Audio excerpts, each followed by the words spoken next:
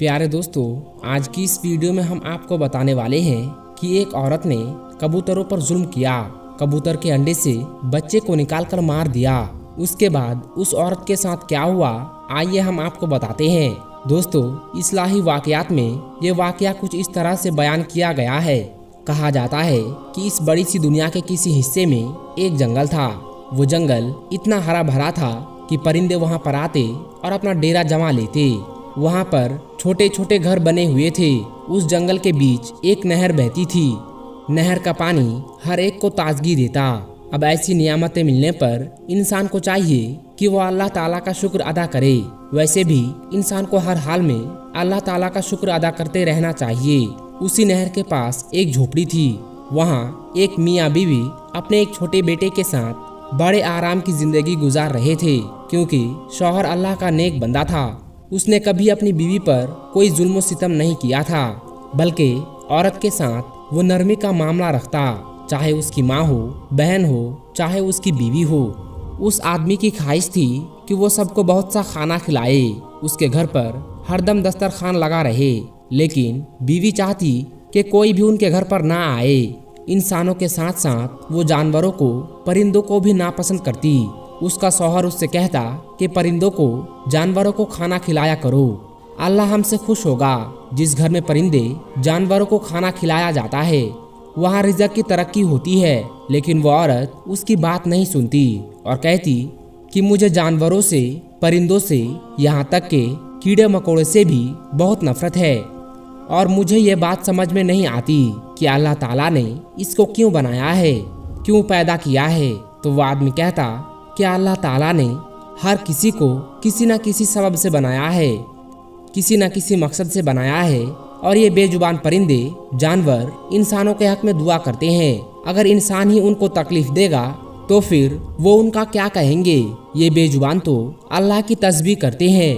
तुम कितनी खुशनसीब हो कि चारों तरफ हरियाली ही हरियाली है, पहाड़ है, नहर बह रही है, इतनी नियामतें हैं, फिर भी तुम नाशुक्री करती हो। बल्कि तुम्हें चाहिए कि अल्लाह का शुक्र अदा करो, इन परिंदों से प्यार करो, उनके साथ अच्छा सलूक करो। बल्कि मैं कहता हूँ कि उनके लिए खाने पीने का भी बंदोबस्त करती रहो, क्योंकि मैं तो काम के सिलसिले में शहर चला जाता हूँ। वो लकड़हारा था, लकड़ियाँ काट कर शहर जाता और शाम तक बेचकर आ जाता। लेकिन उसकी बीवी तो घर पर होती। वो कहता कि देखो, मेरे पीछे इन परिंदों का बहुत ख्याल रखा करो। ये सुनकर वो औरत गुस्से से कहती कि मुझे ज्यादा मशवरे ना दिया करो, मुझे तुम्हारी नसीहतें नहीं चाहिए, मुझे ये परिंदे पसंद नहीं। एक बार ऐसा हुआ कि उनके घर पर दो कबूतरों ने अपनी जगह बना ली। वो कबूतर का एक जोड़ा था, वहाँ उनके अंडे भी मौजूद थे। वो कबूतर अपनी आवाज में अल्लाह ताला की शान को बयां करते रहते। सुबह सुबह उठकर फजर के वक्त तस्बीह करते। उन कबूतरों के जो अंडे मौजूद थे, उनमें से बच्चे निकलने ही वाले थे। वो औरत अपने शौहर से कहती कि देखो, मैंने कहा था कि मुझे ये परिंदे पसंद नहीं। शौहर उस औरत से कहता कि अल्लाह की बंदी, ये अल्लाह ताला की तस्बीह बयां करते हैं, ये इंसानों के हक में दुआ भी करते हैं और इंसानों के हक में बद्दुआ भी करते हैं। क्या चाहती हो तुम, दुआ लेना या बद्दुआ लेना? वो औरत उसकी बात नहीं सुनती और कहती, मुझे ये कबूतर यहाँ नहीं चाहिए, वरना याद रखना, तुम्हारी गैर मौजूदगी में बहुत बुरा कर दूंगी इनके साथ। खैर, उसका जो बेटा था, वो औरत उससे बहुत मोहब्बत करती, उसके नाक नखरे उठाती। एक ही तो औलाद दी थी अल्लाह ताला ने। शौहर तो दिन भर घर पर नहीं होता था, उसका बेटा ही उसके दिल का सुकून था। वो किसी से उसके अलावा मोहब्बत करती ही नहीं थी और शौहर की बातों को सुनकर अनसुना कर देती थी। उसका बच्चा थोड़ा शरारती था। वो उसको अक्सर कहती कि देखो, बाहर ना जाया करो, तुम बहुत शरारती हो गए हो, तुम्हारा बाप भी घर पर नहीं होता है, कहीं तुम्हें कोई परेशानी हो गई तो मैं कहाँ अकेले लेकर जाऊंगी। लेकिन बच्चा शरारतें करने से बाज नहीं आता था। एक बार उस बच्चे ने देखा कि खिड़की पर दो कबूतर मौजूद है, वहाँ अंडे भी हैं, तो उसे शरारत सूझी। उसने सोचा कि इनमें से एक अंडा उठा लेता हूँ। और किसी को पता भी नहीं चलेगा। अब बच्चा इंतजार कर रहा था कि मेरा बाप शहर से कब बाहर जाए और मेरी माँ भी किसी काम के लिए घर से बाहर जाए। सुबह सवेरे उसका बाप शहर की तरफ चल पड़ा और अब वो माँ का इंतजार कर रहा था कि माँ भी कहीं जाए। माँ ने घड़ा उठाया और नहर की तरफ चल पड़ी। जैसे ही बच्चे ने देखा कि माँ भी घर से काफी दूर चली गई है तो उसी वक्त वो किसी ऊंची जगह पर चढ़ गया और एक अंडा उठा लिया। वो गौर से उस अंडे को देखने लगा। जब वो अंडा उठा रहा था तो कबूतर बेचैन हो रहे थे, वो भी तो माँ बाप थे। उसी वक्त अचानक उसकी माँ को कोई काम याद आया। वो पलटकर घर में वापस आ गई। आकर क्या देखती है कि उसका बच्चा ऊंची जगह पर खड़ा हुआ है और कबूतर का अंडा उठाए हुए उसे गौर से देख रहा है। उसे बहुत गुस्सा आया। वो चील की तरह झपटी और अपने बच्चे को नीचे खींचा और नफरत से उसके हाथ से अंडा लिया और जमीन पर फेंक दिया। वो अंडे में बच्चा मौजूद था जो निकलने ही वाला था। जमीन पर लगते ही अंडा टूट गया और बच्चे का सर जमीन से टकराया और वो कबूतर का बच्चा मर गया। कबूतर अपने बच्चे को मरता हुआ देख रहे थे और ना जाने क्या कुछ कह रहे थे। वो अपने बेटे को घसीटते हुए कमरे में ले गई और बहुत मारा कि तुम बेइंतहा शरारती हो गए हो। तुम्हें पता है कि मैं परिंदों को नापसंद करती हूँ। कब से तुम्हारे बाप से कह रही हूँ कि इन कबूतरों को यहाँ से हटाओ, लेकिन देखो आज तुमने इनके अंडे को हाथ लगा लिया। कल ना जाने क्या करोगी। जब उससे मार मार कर वो औरत थक गई तो बाहर निकली और कमरे का दरवाजा बंद कर दिया और चली गई। जब पानी भरकर वापस आई तो शाम हो चुकी थी। बाप भी घर पर आ गया। उसने बच्चे को आवाज दी लेकिन कहीं से आवाज ना आई। बीवी से पूछा कि मेरा बेटा कहाँ है। औरत ने जल्दी से दरवाजा खोला तो बच्चा रो रहा था। बच्चे को रोता हुआ देखकर बाप ने पूछा, क्या हुआ बेटे? बेटे ने कहा कि माँ ने मुझे मारा है।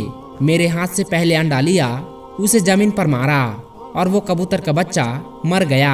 मैं बहुत दुखी हूँ। मैं देखना चाहता था कि अंडे से बच्चा किस तरह निकलता है। उसके माँ बाप को कितना बुरा लगा होगा। मैं भी तो आपका बेटा हूँ। अगर मुझे कुछ हो जाए तो क्या आप लोग नहीं रोएंगे? ये बात सुनकर बाप तड़प गया। उसने अपने बेटे को सीने से लगा लिया। बीवी के पास आकर कहने लगा, तुम जानती हो कि कबूतर अंबिया अलैहिस्सलाम को कितने पसंद रहे हैं। तुम्हारी इस हरकत से कबूतर तुम्हारे हक में बद्दुआ करेंगे। बीवी ने कहा, ऐसा कुछ नहीं है। मैं किसी बद्दुआ दुआ को नहीं मानती। कितनी बार कहा है कि कबूतरों को वहाँ से हटाओ। ये ऊपर चढ़ गया और ना जाने किस तरह से अंडा इसके हाथ में आ गया। शौहर बोला, तो क्या हुआ? अगर ये देख रहा था तो तुम प्यार से समझा सकती थी, अंडे को उसकी जगह पर रख सकती थी, लेकिन तुमने तो उसे तोड़ ही डाला। यहाँ तक कि एक परिंदे की जान भी ले ली। शौहर की बात को उसने ना पहले सुना और ना अब सुना। शौहर बस दुआ करने लगा कि या अल्लाह इस औरत को अकल दे। इसने जो आज किया है इसकी सजा तू हमें इस तरह मत देना कि जिससे हम तेरी आजमाइश पर पूरा उतर ना सके। लेकिन दुआ की कबूलियत का वक्त नहीं था। इत्तेफाक से 3-4 दिन के लिए उसे शहर से बाहर जाना पड़ा, लेकिन उसके जाते ही उस औरत पर आफत टूट पड़ी।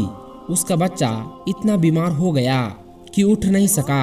एक दिन उसके जिस्म पर सुर्ख दाने निकलना शुरू हो गए। अब माँ की जान निकली कि यह क्या हो रहा है। अचानक ये आफत क्यों आई?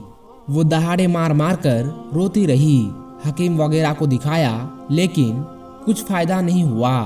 यहाँ तक कि सबने जवाब दे दिया कि तुम्हारा बच्चा अब नहीं बच सकेगा। ये सुनकर वो औरत दुआ मांगती रही, माफी मांगती रही, लेकिन ऐसा लग रहा था कि उसकी दुआ को नहीं सुना जा रहा है। वो सोचने लगी, आखिर मैंने ऐसा कौन सा गुनाह कर दिया है कि अचानक मेरा बेटा जो सेहतमंद था, तंदुरुस्त था, हट्टा कट्टा था, मेरे सामने शरारतें करता था, खाता पीता था, एकदम बीमार पड़ गया। लाइलाज बीमारी हो गई। शौहर की गैर मौजूदगी में 3-4 दिन जब वो घर पर नहीं था तो उसी दौरान ये काम हुआ। तमाम हकीमों ने कह दिया कि देखो, इसे या तो शहर से बाहर ले जाओ या फिर इसकी मौत का इंतजार करो, हम कुछ नहीं कर सकते। ये सुनकर वो औरत तड़प गई। उसको पता ही नहीं था कि उसका शौहर कब घर आएगा।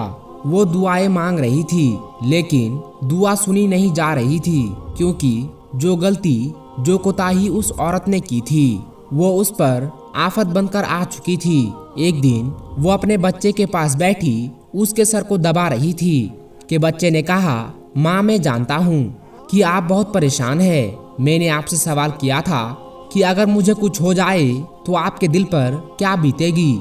सोचिए, आपने कबूतर के अंडे को तोड़ दिया था, उसमें से बच्चा बाहर निकला था, वो बच्चा मर गया था। उसकी माँ के दिल पर क्या बीती होगी। जैसे ही उसके बेटे ने ये बात कही तो वो एकदम से चौंक गई। अपने बेटे की बात पर एकदम उसकी नजर कबूतर के जोड़े पर पड़ गई। ऐसा लग रहा था कि वो अफसोस से उस औरत को देख रहे हैं जो एक माँ है। वो औरत वहाँ आई और माफी मांगने लगी कि मुझे माफ कर दो। अगर तुम मुझे सुन रहे हो तो देखो, मेरे हक में अल्लाह ताला के हुजूर तुम दुआ कर दो। मैंने एक दिन तुम्हारे बच्चे को मारा था, आज देखो मेरा बच्चा भी आखिरी सांसें गिन रहा है। आज के बाद कभी भी मैं बुरा रवैया नहीं रखूंगी। वो औरत रोती रही, बिलखती रही, अल्लाह से दुआ करती रही, यहाँ तक कि वो बेहोश हो गई।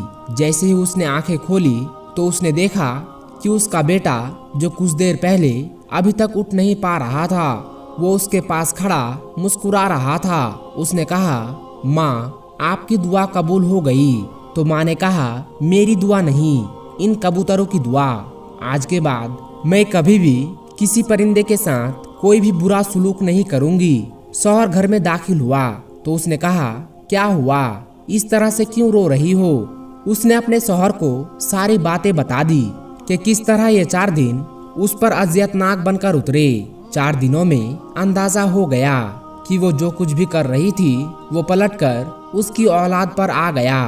तो दोस्तों, आज की इस वीडियो में बस इतना ही। ये वीडियो आपको कैसी लगी कमेंट में ज़रूर बताइएगा।